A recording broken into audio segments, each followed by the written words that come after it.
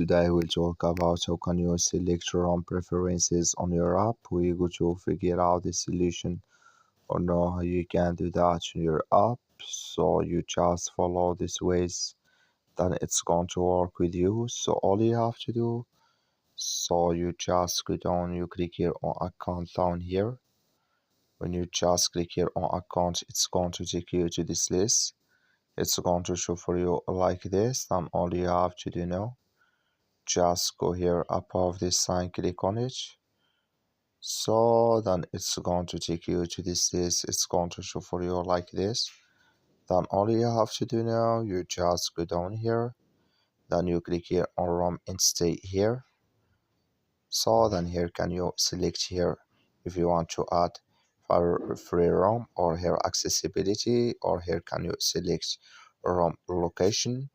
So then here can you select ROM type in this list. So then here extra tools here, or refrigerator here, or can you select here pillow type. When you're done, just click here on save. That's all you have to do. Thank you for watching. Don't forget to support us by liking, subscribe.